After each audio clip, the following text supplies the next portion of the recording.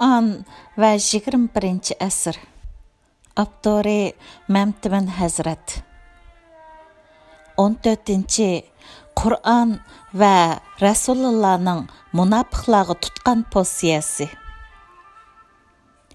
İnsanlarning şefqatchisi bo'lgan Muhammad alayhissalom musulmonlar ichidagi munafiqlarga, fasiqlarga bag'rini ichib, munafiqlarning munafiqligini bilib turibmi, ularga yaxshilik qilishni davomlashtirayotgan kunlarda bunu oyat nozil bo'ldi. Ey Muhammad, sen ularning orasidan o'lgan hech bir odamning namozini tushirmagin. Ya'ni dafn qilish, ziyorat yoki duo uchun. Uning qabrisi ustidami turmagin.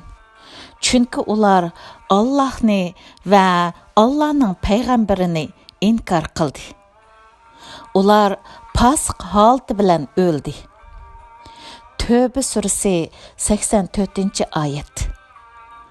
Fasiq holati bilan o'lganlar kimlar edi?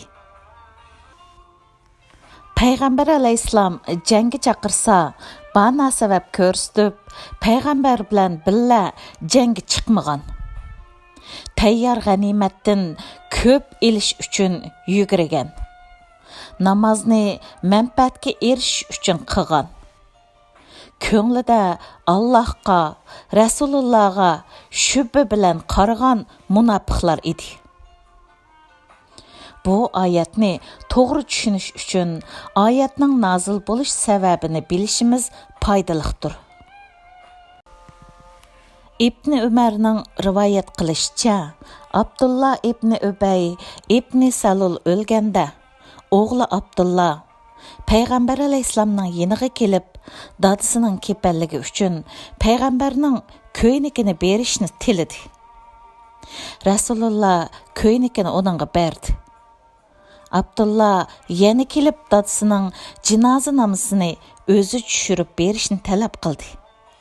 Resulullah Öbeyning jinoza namozini tushirib berish uchun o'rnidan turayotganda, Hezret Ömer Resulullahning etikini tutdi va: "Ey Allohning rasuli, Allah seni uning namozini tushirishdan man'i qilgan tursa, sen yana uning namozini tushiramsan?"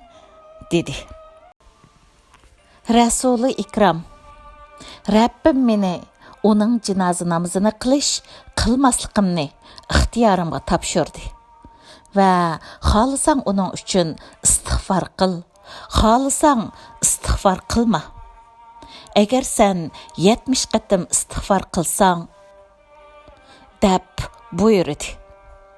"Menmo 70 qatim istig'for qilay," dedi. Hezret Ömer: "Ammo u munofiq" degan bo'lsa-mu, Rasululloh chiqib, Öbeyning jinoza namozini tushirdi va bu oyat nozil bo'ldi. Uningdan keyin Rasululloh munofiqlarning jinoza namozini qilmaydigan bo'ldi. Vatanimizda masjidda imomlik qiladigan va yoki 5 vaqt namozini qazo qilmaydigan, ammo Xitoydan maosh elish yoki mukofot puli elish uchun musulmon Uyg'ur qarindoshlarini Xitoy soqchilariga chaqadigan ishpiyon bo'lib ishlayotgan munofiqlar oz emas. Bugungi kunda dinimiz, vatanimiz, millatimiz uchun jinini pido qilganlarning jinozasini tushiradigan molla yo'q. Ammo munofiq xoinlar o'lsa, bu musulmon dushmanlarning jinoza namozlarini dog'dug'liq holda tushiramiz.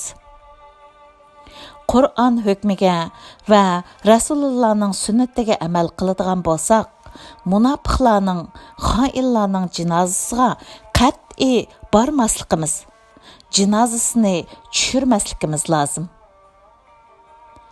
Ularning to'y-to'kin, nazr chiroqlariga qatnashmaslik, jamoatning orasiga olmaslik bu munofiqlarga berilgan eng yaxshi jazodir.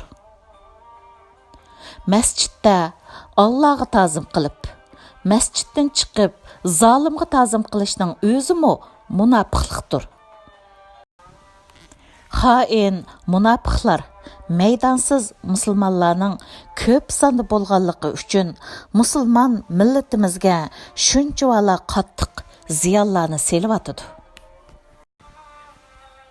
Namoz qilishlar musulmonlikdan derak bermaydi. Ham namoz qilsan, ham xoin, munofiq, amaldor, josuslarga xushomat qilasan.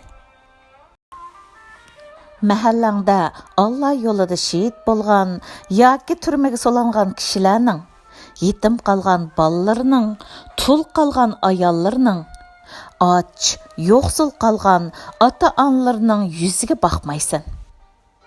Ularga bir qacha issiq tomoq berish aqlingga kelmaydi. Ammo ularning o'lib ketishiga, turmalarga solinishiga sababchi bo'lgan xoin, amaldor, munofiq josuslarni mehmon qilsin. Yana masjidga kirib, jamoat bilan birga namoz qilsin yoki jamoatga imomlik qilsin. Sen musulmonmi? Musulmon bo'lib, bo'lmaganligingni muno oyat bilan o'lchab baq. Dinni inkor qilgan odamni ko'rdingmi? U yetimni dushkanlaydigan, miskinga tomoq berishni targ'ib qilmaydigan odamdir. Shundoq namoz o'quvchilarga voyki, ular namozni g'aflat bilan o'qiydi. Namozni riyo bilan o'qiydi. Ular qulqa bermaydi. Maun surasi 1-dan 7-oyatgacha. Sen namoz qilsanu, Allohni inkor qilsan. Namozni boshqalar ko'rsin deb qilsan.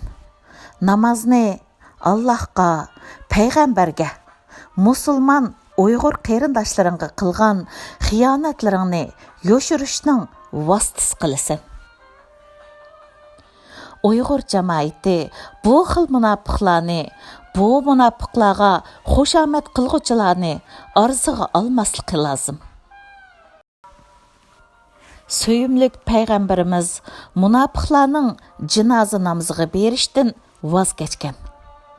Biz ummat bo'lish sifatimiz bilan oramizdagi munofiqlarning jinoza namoziga berishdan voz kechishimiz, xoin munofiqlar bilan chek-chegaramizni ayirishimiz lozim.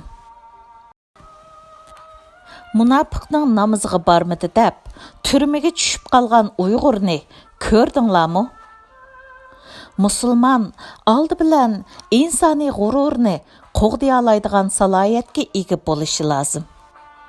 G'ururini qo'g'diy olmagan musulmon iymonini qo'g'diy olmaydi. Davomi bor.